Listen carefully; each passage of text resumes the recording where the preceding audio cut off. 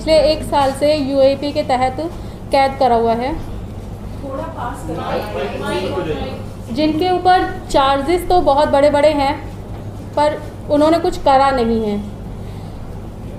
शुरुआत दिल्ली दंगों के दौरान से ही हुई थी, जब दिल्ली में एक पूरी कम्युनिटी को तहस नहस करा जा रहा था, बर्बाद करा जा रहा था। उस टाइम पे खालिद सैफ़ी और उनके कुछ साथी मिलके इस कोशिश में लगे हुए थे ताकि वो किसी तरीके से रुक सके। इसके लिए सीएम हाउस गए थे 25 को। थोड़ा जोर से मास्क हटाना। 25 को जब सीएम हाउस गए थे तो सीएम हाउस पे हम लोगों को रोका गया पुलिस के द्वारा। पुलिस ने सीएम से मिलने नहीं दिया। वहाँ पर खालिद सैफ़ी और जो साथी गए थे उनको डिटेन कर लिया गया था 25 फ़रवरी को। जब कुछ घंटे बाद उनको रिलीज़ कर दिया, पर उसका कोई मतलब नहीं निकला क्योंकि सीएम से मिलने नहीं दिया गया। कहा कि बिज़ी हैं, नहीं मिल सकते, पर उनको इतना ज़्यादा बिज़ी थे कि वो आम जनता का सीएम अपने आप को कहते हैं, पर आम जनता से मिलने का उनके पास वक्त नहीं था। 25 को इतनी अफरा तफरी मच रही थी, फिर मेरे हस्बैंड का डिटेन हुआ। उसके बाद हम लोग घर आए, हमारे यहाँ पर भी हंगामा हो रहा था। नेक्स्ट डे पूरी रात उन्होंने कोशिश करी कुछ डॉक्टर्स के साथ मिलके कि जहाँ पे दंगा हुआ है वहाँ पर दवाइयाँ, बैंडेज या किसी तरीके से कोई एम्बुलेंस पहुँच सके। इसी तकरीबन पूरी रात निकल गई इसी चीज़ में। नेक्स्ट डे मॉर्निंग में जब हम लोग उठे नाश्ता करने के बाद हमारे यहाँ पे कुरेजी में अफरा तफरी मचनी शुरू हो गई। ये बात बहुत क्लियर है कि वहाँ पे कोई दंगा नहीं हुआ, जो कि मीडिया बता रहा है कि कुरेजी में भी दंगा हुआ था। वहाँ कोई दंगा नहीं हुआ। 26 को मेरे हस्बैंड के पास कॉल आता है कि प्रोटेस्ट साइट पे पुलिस ने क्रैक डाउन करा है, वहाँ को तोड़ा गया है, प्रोटेस्ट साइट तोड़ी गई है, तो आप आ जाइए यहाँ और किसी तरीके से ये सब रुकवा दीजिए। तो हमारे इलाके में वो एक ज़िम्मेदार इंसान है। एक बार ही प्रोटेस्ट साइट पे रात को 3 बजे पुलिस ने क्रैकडाउन करा था, जिसमें खालिद सैफ़ी खुद गए थे।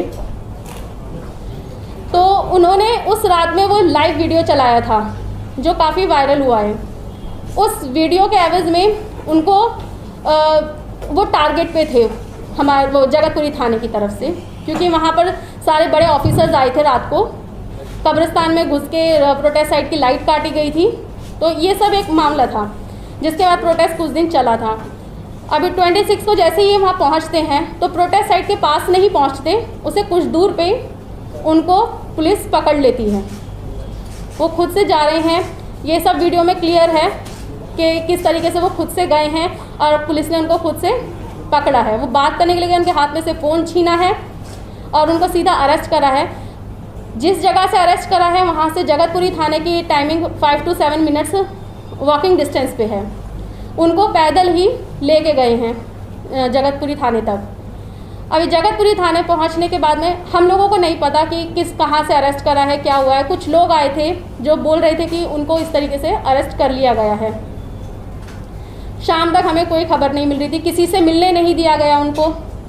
कुछ हमारे वकील और कुछ साथी पहुंचे थे जिनके ऊपर लाठीचार्ज हुआ था वहाँ पर। उसके बाद क्या हुआ उनके साथ, किस तरीके से उनको रखा गया, डायबिटीज़ पेशेंट हैं, उनको क्या करा उनके साथ, हमें कुछ नहीं पता। रात को लेट नाइट कॉल आता है कि मैं खालिद बोल रहा हूँ, मुझे यहाँ से मंडोली शिफ्ट कर रहे हैं, तो आप कल मुझे मिलने आ जाना। मैंने पूछा, मैंने कहा आप कहाँ से बोल रहे हैं, कैसे हैं? तो बोले मैं ठीक हूँ, बस तुम कल सुबह मंडोली आ जाना। एक आवाज़ में दर्द और घबराहट थी उनके। मैं तब भी नहीं समझ पा रही थी कि उनके साथ हुआ क्या है।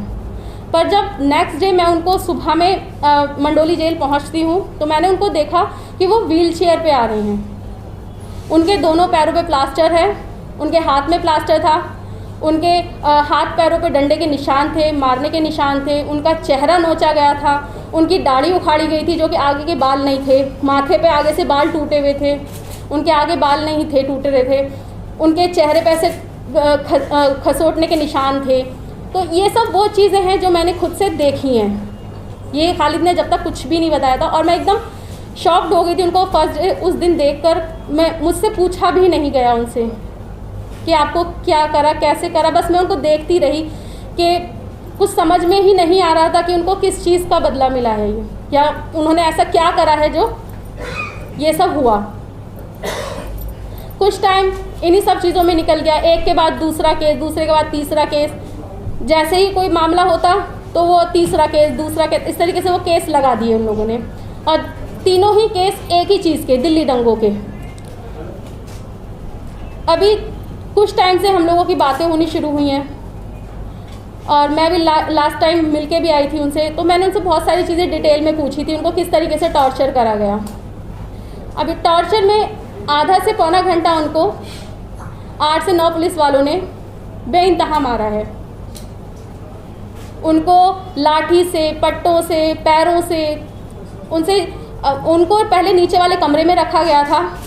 खालिद ने बताया कि मुझे बाहर से आवाज़ें आ रही थी, शायद मेरे लिए लोग आवाज़ कर रहे थे वहाँ पे कि रिहा करो।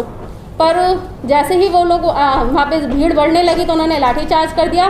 गुस्से में आए, मुझे ले जाकर ऊपर वाले कमरे में बंद कर दिया। मैंने उनसे कहा कि एक साफ़ कपड़ा दे दो ताकि मैं यहाँ पे नमाज़ पढ़ लूँ, तो उनके अल्फाज थे कि अभी रुक जा, अभी नमाज़ पढ़ाते हैं।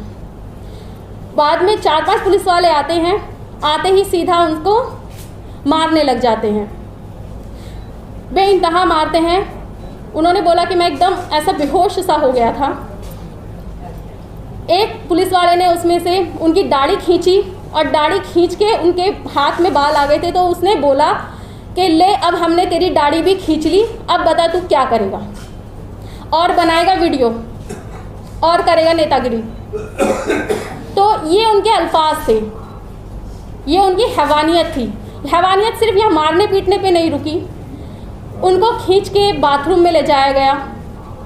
वहाँ पे एक टब में पानी था, उनका बार बार चेहरा पानी में डाला जा रहा था। उनके चेहरे से, नाक से खून निकल रहा था, पर वो यहाँ भी नहीं रुके। उसमें से एक पुलिस वाले ने दूसरे पुलिस वाले को बोला कि इसके ऊपर पेशाब कर। तो मैंने एकदम शॉक्ड होकर पूछा, क्या ये बात ये करा उन लोगों ने? तो बोले मुझे कुछ नहीं पता कि करा कि नहीं करा, मैंने सिर्फ ये सुना। पर वो इतनी हैवानियत पे उतरे हुए थे, अगर कर भी दिया होगा तो कोई बड़ी बात नहीं, क्योंकि वहाँ सब कुछ पानी पानी हो रहा था। उन्होंने ले जाके दोबारा दूसरे कमरे में डाला जहाँ पे बड़े ऑफिसर्स कोई पुलिस वाले आए थे। वो बार बार चिल्ला रहे थे, डायबिटीज़ पेशेंट हैं। सुबह नाश्ता जो घर से करके गए थे उससे लेकर रात तक उन लोगों ने उनको पानी तक भी नहीं दिया। वो बार बार अपने लिए हेल्प मांग रहे थे कि मुझे किसी तरीके से, मुझसे चला नहीं जा रहा, मुझे व्हील चेयर ही दे दो। पर वो लोग हंस रहे थे, लगातार हंस रहे थे उनके ऊपर, मानो कि वो ये कह रहे हो कि और उठाएगा लोगों के लिए आवाज़, और करेगा प्रोटेस्ट। बस उनकी ये हंसी ही चल रही थी। बल्कि उनको जब अरेस्ट करके ले जा रहे थे तब भी उनसे ये बोला था कि आजा तुझे हम अपने बड़े अफसर से मिलवाते हैं। जब इन्होंने बोला कि क्यों मिलवा रहे हो, कहाँ ले जा रहे हो, तो कहने लगे चल आज तेरा एनकाउंटर करेंगे। उसके बाद उनको हॉस्पिटल ले जाया गया। हॉस्पिटल ले जाते में उनसे ये बोला गया था कि पुलिस तुम्हें, डॉक्टर्स को ये नहीं बताना कि ये तुम्हें टॉर्चर करा गया है, बता देना कहीं गिरे हो, इस तरीके से ये चोटें लगी हैं भीड़ में।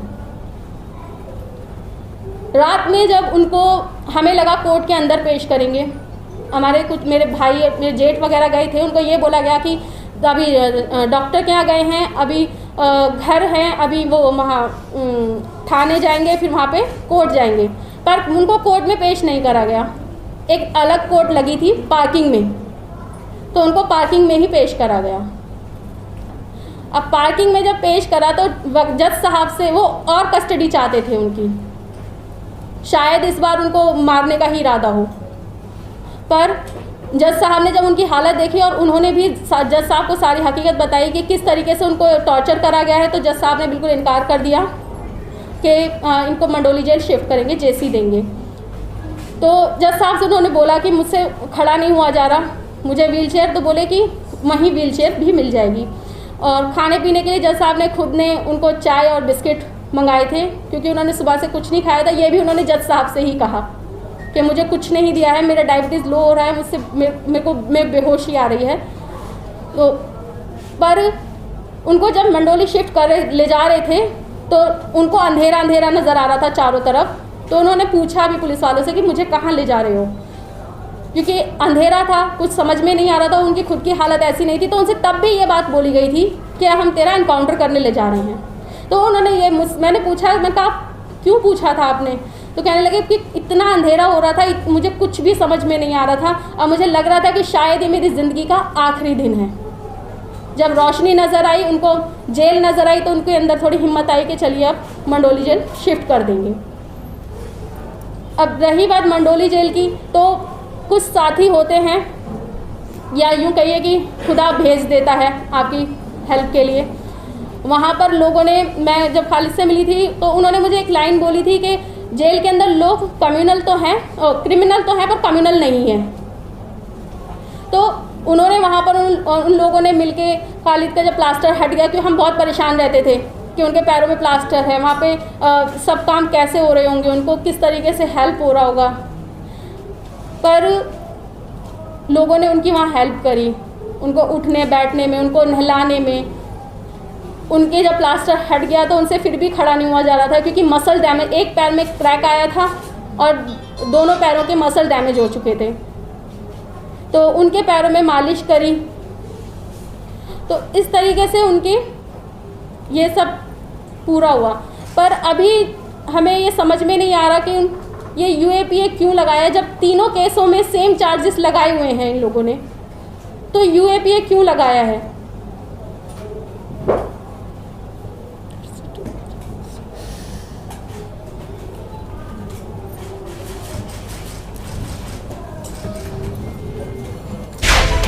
मिल्लत टाइम्स को आपकी ज़रूरत है, हमारी आप माली मदद करें।